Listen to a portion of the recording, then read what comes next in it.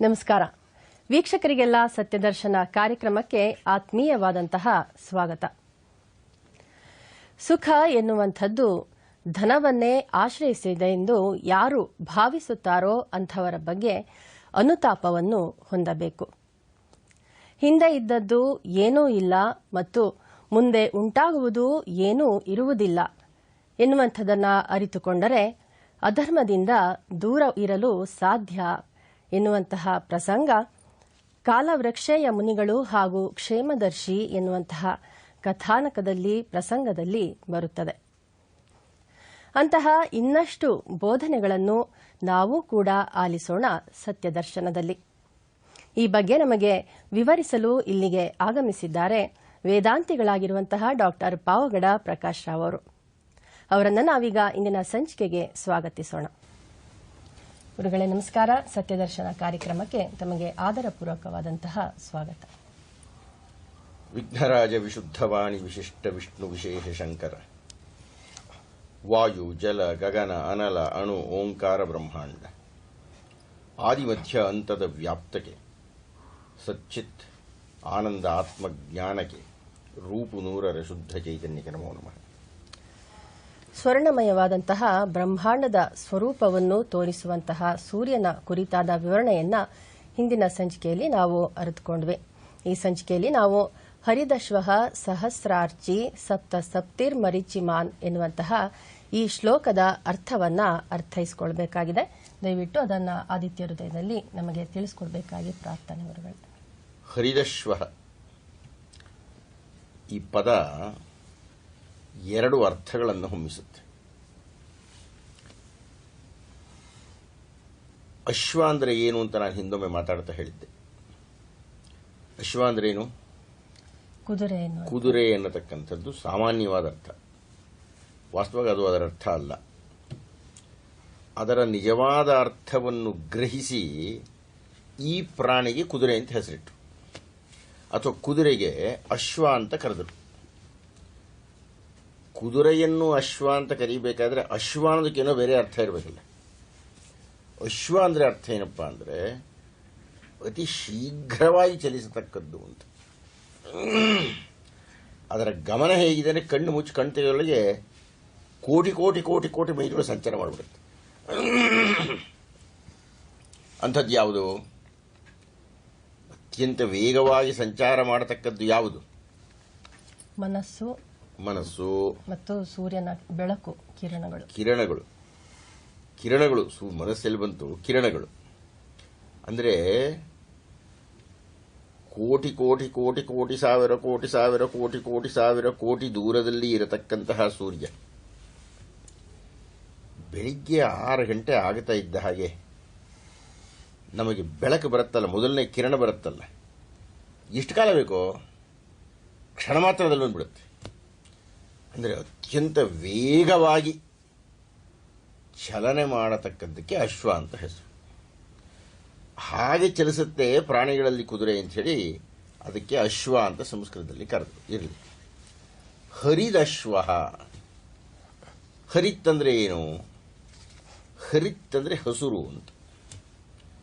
ಹರಿದಶ್ವ ಅಂದರೆ ಹಸುರು ಕುದುರೆಗಳು. ಅಂದರೆ ಅರ್ಥ ಏನು? ಹಸುರು ಬಣ್ಣದ ಕುದುರೆಗಳು. ಅಂದರೆ ಅರ್ಥ ಏನು? ಹಸುರು ಬಣ್ಣದ ಕುದುರೆಗಳು ಕಟ್ಟಿರತಕ್ಕಂತಹ ರಥದಲ್ಲಿ ಸೂರ್ಯನ ಪ್ರಯಾಣ. ಹೀಗಾಗಿ ಸೂರ್ಯ ಕುಳಿತಿರತಕ್ಕಂತಹ ರಥ, ಆ ರಥದ್ದೊಂದು ವೈಶಿಷ್ಟ್ಯ ಇದೆ. ಸೂರ್ಯನ ರಥದ ಚಕ್ರಗಳು ಎಷ್ಟು? 4 8 ಒಂದೇ ಒಂದು ಚಕ್ರ.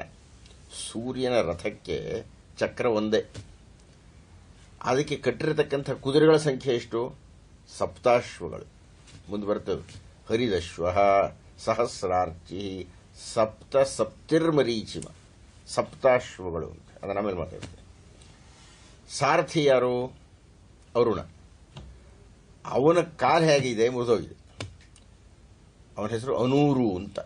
ಊರು ಅಂದ್ರೆ ತೊಡೆ ಅಂತ. ಅನೂರು ಅಂದ್ರೆ ತೊಡೆ ಹತ್ರ ಕತ್ತರಿಸೋಗ್ಬಿಟ್ಟಿದೆ ಅವನು. ಹೀಗಾಗಿ ಸೂರ್ಯನ ಬಗ್ಗೆ ಏನು ಮಾತಾಡ್ತಾರೆ ಅಂದರೆ, ಏನಯ್ಯ ಅವನು ಎಂಥ ಕಾರ್ಯದಕ್ಷ ಅಂದರೆ, ನೋಡಿದರೆ ಒಂದೇ ಚಕ್ರ, 7 ಕುದುರೆಗಳು, ಅದು ಯಾವ ಬಣ್ಣದ ಕುದುರೆಗಳು? ಹರಿದಶ್ವ, ಹಸಿರು ಬಣ್ಣದ ಕುದುರೆಗಳು. ಇರತಕ್ಕಂಥ ಸಾರಥಿ ನೋಡಿದರೆ ತೊಡೆ ಮುರ್ಕೊಂಡು ಕೂತಿದ್ದಾನೆ. ಆದರೆ ಆ ಸೂರ್ಯ ಯಾವ ದಿವಸವಾದರೂ ಒಂದೇ ಒಂದು ಕ್ಷಣವೇನಾದರೂ ತಡವಾಗಿ ಹುಟ್ಟಿದಾನ? ಜನಪದದ ಮಾತು. ವೈಜ್ಞಾನಿಕವಾಗಿ ಎಂದಾದರೂ ಒಂದೇ ಒಂದು ಕ್ಷಣದಲ್ಲಿ ನಮಗೆ ಬೆಳಕು ತೋರಿಸುವಂತೆ ಭೂಮಿ ಹೆಚ್ಚು ಕಮ್ಮಿ ತಿರುಗಿದೆಯಾ? ಅಷ್ಟು ಕಟ್ಟುನಿಟ್ಟಾಗಿ, ಅಷ್ಟು ಕರಾರುವಾಕ್ಕಾಗಿ ಸೂರ್ಯನ ದರ್ಶನ ನಮಗೆ ಆಗುತ್ತೆ. ಸೂರ್ಯನ ದರ್ಶನ ಆಗಬೇಕಾದ್ರೆ ಕಿರಣಗಳ ದರ್ಶನ ಆಗಬೇಕು. ಕಿರಣಗಳು ಎಷ್ಟು ಕ್ಷಣ ಮಾತ್ರದಲ್ಲಿ ಬರುತ್ತೆ. ಆದ್ದರಿಂದ ಅದನ್ನು ಹರಿದಶ್ವ ಅಂತ ಕರೆದರು. ಯಾವುದನ್ನ? ಕಿರಣಗಳನ್ನು ಅಶ್ವ ಅಂತ ಕರೆದರು. ಆ ಕಿರಣಗಳಷ್ಟೇ ವೇಗವಾಗಿ ಕುದುರೆಗಳು ಬರ್ತಾ ಇದ್ದಿದ್ದರಿಂದ ಹರಿದಶ್ವ. ಹರಿದಶ್ವ ಅಂದರೆ ಹಸುರು ಬಣ್ಣದ ಕುದುರೆಗಳು. ಹಸುರು ಬಣ್ಣದ ಕುದುರೆಗಳನ್ನು ಹೊಂದಿರತಕ್ಕಂತಹ ರಥದಲ್ಲಿ ಕುಳಿತಿರತಕ್ಕಂತಹ ಸೂರ್ಯನ ವರ್ಣನೆಯನ್ನು ಮಾಡ್ತಾ ಇದ್ದಾರೆ ಈಗ. ಅಂದರೆ ಸೂರ್ಯ, ನಾನು ಹಿಂದೆ ಹೇಳಿದೆ, ಹೆಸರುಗಳ ಅರ್ಥಗಳನ್ನೆಲ್ಲ ಹೇಳಿ ಮುಗಿಸಿದ ಮೇಲೆ ಈಗ ಪರ್ಯಾಯ ನಾಮಗಳನ್ನು ಹೇಳ್ತಾ ಇದ್ದೇವೆ ನಾವು. ಹರಿದಶ್ವ ಅನ್ನತಕ್ಕಂಥದ್ದಕ್ಕೆ ಮತ್ತೂ ಒಂದು ಅರ್ಥ ಇದೆ. ಅದೇನದು ಅಂದರೆ, ನಾವು ಊಟ ಮಾಡ್ತೀವಲ್ಲ, ಶಾಖ. ಶಾಖ ಅಂದರೆ ಸಸ್ಯಾಹಾರ ಅಂತ. ಸಸ್ಯಾಹಾರದಲ್ಲಿ ಭತ್ತ ಇರಲಿ, ರಾಗಿ ಇರಲಿ, ಜೋಳ ಇರಲಿ, ಗೋಧಿ ಇರಲಿ, ಮಾವಿನ ಹಣ್ಣಿರಲಿ, ತೆಂಗಿನಕಾಯಿ ಇರಲಿ, ಏನೇ ಇರಲಿ, ಅದೆಲ್ಲ ಹೇಗೆ ತಯಾರಾಗುತ್ತೆ? ಇಡೀ ಸಸ್ಯಾಹಾರ ಸಂಪೂರ್ಣವಾಗಿ ಈ ಪ್ರಪಂಚದಲ್ಲಿ ತಯಾರಾಗುವುದು ಹೇಗೆ? ಹೇಗೆ ಅಂದರೆ ಹರಿತ್ತಿನಿಂದ ಆಗುತ್ತೆ. ಅಂದರೆ ಕತ್ತಲು ಕೋಣೆಯಲ್ಲಿ ಸಾಕಷ್ಟು ನೀರಿದೆ, ಗೊಬ್ಬರ ಸಾಕಷ್ಟಿದೆ, ಒಂದು ಬೀಜವನ್ನು ಹಾಕಿದರೆ ನೀರಿದೆ, ಗೊಬ್ಬರ ಇದೆ ಬೆಳೆಯೋದಕ್ಕೆ, ಒಂದು ಬೀಜವನ್ನು ಹಾಕಿದ್ದೇನೆ, ಬೆಳೆಯುತ್ತಾ? ಅದು ಬೆಳೆಯೋದೇ ಇಲ್ಲ. ಯಾವಾಗ ಮೊಳಕೆ ಹೊಡೆಯುತ್ತೆ? ಸೂರ್ಯನ ಬೆಳಕು ಬೀಳಬೇಕು ಅದಕ್ಕೆ. ಸೂರ್ಯನ ಬೆಳಕು ಬಿದ್ದು ಅದು ಬೆಳೆದ ಮೇಲೆ ಮೊದಲೇನು ಬರುತ್ತೆ? ಎಲೆಗಳು ಬರುತ್ತೆ. ಎಲೆಗಳು ಯಾವ ಬಣ್ಣ ಇರುತ್ತೆ? ಹರಿದ್ವರ್ಣ. ಆ ಹಸುರು ಎಲ್ಲಿಂದ ಬರುತ್ತೆ? ಸೂರ್ಯನಿಂದ ಬರುತ್ತೆ. ದ್ಯುತಿ ಸಂಶ್ಲೇಷಣ ಕ್ರಿಯೆ ಅಂತ ಕರೀತಾರೆ ಇದನ್ನು. ಆ ಹರಿತ್ತು, ಹರಿದ್ರೇಣುಗಳು ಈ ಎಲೆಗಳ ಮೂಲಕ ಪ್ರವಹಿಸಿ ಕೆಳಗೆ ಕಾಯಿಗಳನ್ನು ಮಾಡುತ್ತೆ, ಹಣ್ಣುಗಳನ್ನು ಮಾಡುತ್ತೆ. ಹೀಗಾಗಿ ಹರಿದಶ್ವ ಅಂದರೆ ಆಹಾರವನ್ನು ಕೊಡುವಾತ ಅಂತ. ಮೊದಲನೇದಾಗಿ ಹಸಿರು ಬಣ್ಣದ ಕುದುರೆಗಳನ್ನು ಕಟ್ಟಿರತಕ್ಕಂತಹ ರಥದ ಯಜಮಾನನಾಗಿರತಕ್ಕ ಕಾರಣದಿಂದ ಹರಿದಶ್ವ ಅನ್ನತಕ್ಕಂಥದ್ದು ಸೂರ್ಯನಿಗೆ ಅನ್ವಯವಾಗುತ್ತೆ. ಎರಡನೆಯದಾಗಿ ಆಹಾರ ಪ್ರದಾತ. ಯಾಕೆ ಅಂದರೆ ಹರಿದ್ವರ್ಣದ ಸಮಯ ಕಾಡನ್ನು ಹರಿದ್ವರ್ಣದ ಕಾಡುಗಳು ಅಂತ ಕರೀತಾರೆ. ಒಂದು ಸಸ್ಯ ಆಹಾರವನ್ನು ಕೊಡ್ತಾ ಇದ್ದರೆ ಅದಕ್ಕೆ ಹರಿತ್ತೇ ಪ್ರಧಾನವಾದದ್ದು. ಆ ಹರಿತ್ತಿನಿಂದಾಗಿ ನಮಗೆ ಆಹಾರ ಸಿಗ್ತಕ್ಕಂಥದ್ದು. ಹೀಗಾಗಿ ನಮಗೆ ಆಹಾರ ಪ್ರದಾತ ಯಾರು? ಸೂರ್ಯ. ಇದು ಹರಿದಶ್ವ ಅನ್ನತಕ್ಕಂಥದ್ದಕ್ಕೆ ಇರತಕ್ಕ ಅರ್ಥ. ಇದಕ್ಕೆ ಮಹಾಭಾರತದ ಒಂದು ಪ್ರಸಂಗ ಬಹಳ ಪ್ರಧಾನವಾಗಿರತಕ್ಕಂಥ ಅರ್ಥವನ್ನು ಕೊಡುತ್ತೆ. ಆ ಕಥೆಯನ್ನು ನಾನು ಮುಂದಿನ ಸಂಚಿಕೆಯಲ್ಲಿ ಹೇಳ್ತೀನಿ.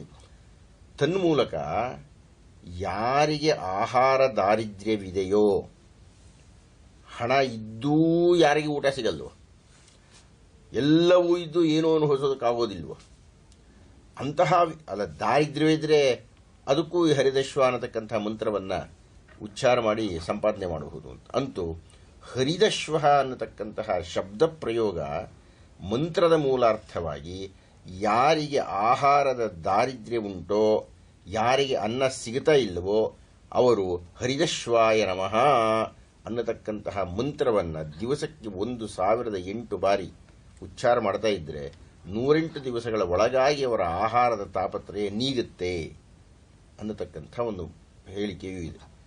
ಅದು ಹೇಗೆ ಏನು ಅನ್ನತಕ್ಕಂಥದ್ದಕ್ಕೆ ಮಹಾಭಾರತದ ಪ್ರಸಂಗವನ್ನು ಮುಂದಿನ ಸಂಚಿಕೆಯಲ್ಲಿ ಮಾತಾಡೋಣ.